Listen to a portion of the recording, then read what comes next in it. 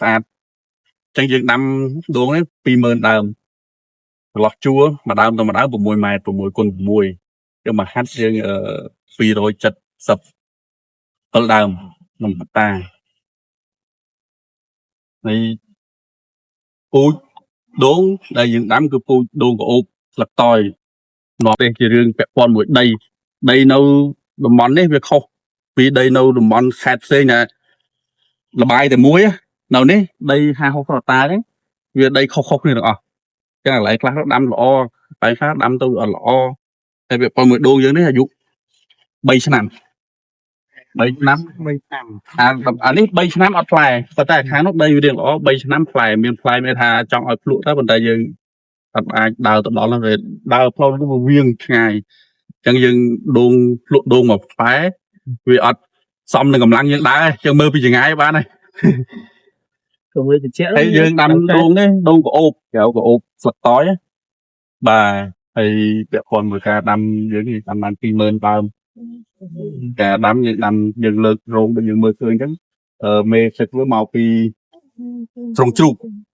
លាងទឹកលាងអាចជ្រូកលាងមួកជ្រូកដូមជ្រូកអីវាហូរមកអញ្ចឹងចូលតាមបន្លាយបាទដើម្បីចម្រោះអាពាក់ព័ន្ធអាក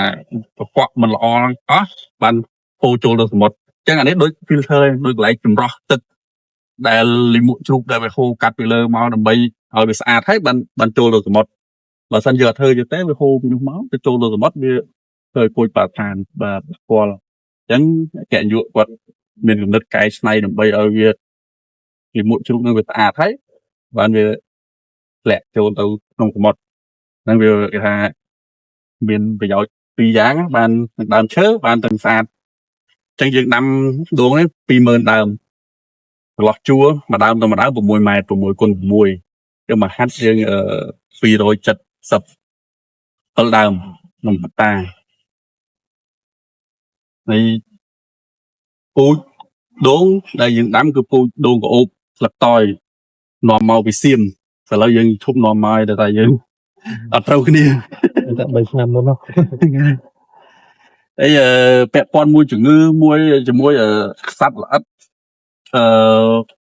វាយលុកអីហ្នឹងច្រើនណាស់នៅស្រុកនេះនៅតំបន់នេះមិនថាកញ្ចែមិនថាមកជគៀបស៊ីស្លឹកស៊ីអីហ្នឹងជំងឺក៏ច្រើននៅកកតាំងមួយខែទៅគ្រាមអស់ចឹងទៅវាអញ្ចឹងបើនិយាយថា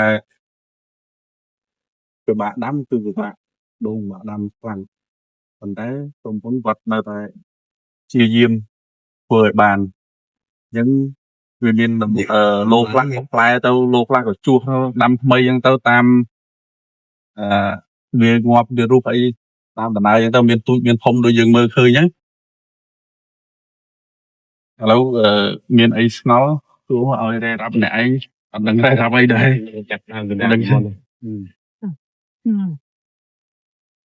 មានអីស្ងល់អត់ចង់ថាដីតែពីហ្នឹងទៅក្បែរភ្នំគ្នាដីនោះដីក្បែរភ្នំមកដល់នេះខ្សាច់សវិញចិត្តដល់នេះគឺខ្សាច់ព្រែកហើយសមុទ្រនៅតាមព្រែកតាមនេះចំណេះដឹងតាមការការធ្វើរបស់ទៅយកអ្នកព្រំដែនគេថាមួយឆ្នាំដូងនាំចូលមកវិថីកូនដូងនោះមកវិថីរាប់លានដើមប៉ុន្តែហេតុអីខ្មែរអត់មានដូងលក់ដោយសារវាដាំអត់រួចដាំទៅតំបន់ខ្លះល្អប៉ុន្តែអត់ទឹកស្រោចដាំទៅពេលខែភ្លៀងល្អដីល្អអីល្អដាំទៅអត់ទឹកស្រោចអត់ផ្លែមានតែដើមតំបន់ខ្លះអត់ទឹកស្រោចងាប់អញ្ចឹងដូងនេះវាត្រូវការទឹកច្រើនដូងក្អូបហ្នឹងត្រូវការទឹកអត់ជីអត់ផ្លែមានជីអត់ទឹកអត់ផ្លែដូចគ្នាអញ្ចឹងវាលក្ខណៈថាពេលគេបង្កាត់ពូជមកវារៀងខ្សោយជាងដូងកប៉ាល់អាដូងហុបខ្ទិះពុកអីអាតាមដូងដូនតាយើងវាខ្សោយជាងប៉ុន្តែវាផ្លែលឿនបើជីទឹកគ្រប់គ្រាន់ដូចជា18 ខែចេញធោតាមបទពិសោធន៍យើងធ្វើកាខាងនោះចំពោះការដាក់ជីយើងប្រើជីប្រភេទអីរាល់ថ្ងៃយើងប្រើជីគីមីដែរយើងប្រើពី15ពេលមុនមកយើងមានជីធម្មជាតិជីអាចជ្រូកហ្នឹងក៏យើងដាក់ជីគីមីក៏យើងអត់យ៉ាប់ដូចតរ៉េនវាមានតិចនិចច្រើនអញ៉ៃដូងអត់មានទេសោយទឹកដាក់ជីទេហើយនឹងខែតំកុំឲ្យសត្វល្អិតបាញ់ណាំសត្វល្អិតកុំឲ្យវាមកវាយលុកតែប៉ុណ្្នឹងណាកថាកប្រុកទៀតជួបដូង ចកាយើងអត់សូវបានដោយសារយើងដាក់ឆ្នាំរហូតយើងដាក់ឆ្នាំដួងប្រភេទយើងយកមករយតាមនេះរយតាមលេងនេះរនយើងដាក់យើងមើលយើងតាមសង្កេតដែររាល់ថ្ងៃនេះអត់មានschedule ទេដាក់ថាមួយឆ្នាំប៉ុន្មានដងបើសិនជាមានមួយដើមពីរដើមយើងចាប់ដើមដាក់យើងគិតថាវាមានពងមានអីបន្តគ្នាអញ្ចឹងយើងចាប់ដើមដាក់បើសិនជាវាអត់មានទេក៏យើងអត់ដាក់ដែរប៉ុន្តែយើងមើលដឹងតែដួងទៅពេលដួងស៊ីស្លឹកវាដាច់ពេលវាចេញត្រួយទៅផុតស្លឹកវាបាក់ដាច់ហ្នឹងនៅចាប់ដើមមានដួងវិជ្ជការអញ្ចឹងដើមនំនេះយើងអត់ឃើញមានវាចំពោះដីនៅតំបន់ហ្នឹងនៅចិត្តសមុទ្រអញ្ចឹងយើងដាក់អំបិលទៅតាមធាងវាទេឬក៏បាញ់អំបិលឥឡូវនេះយើងអត់ទាន់ឲ្យបានដាក់ទេភាសាអត់ទាន់ផ្លែឬក៏មិនមែនអត់ទាន់ហើយតែយើងគិតថាយើងនៅជាប់សមុទ្រហ្នឹង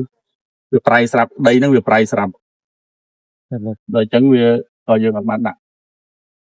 បងផ្លែមកសុទ្ធតែក្អូបវិញឬក៏មានផ្លែដែរបងអត់ទឹកយើងទិញពូជមកថាដូងក្អូបប៉ុន្តែអាដូងក្អូបហ្នឹងវាមានតាមតំបន់វាទៀតមានន័យថាតំបន់ខ្លះដាំទៅអត់ក្អូបទេ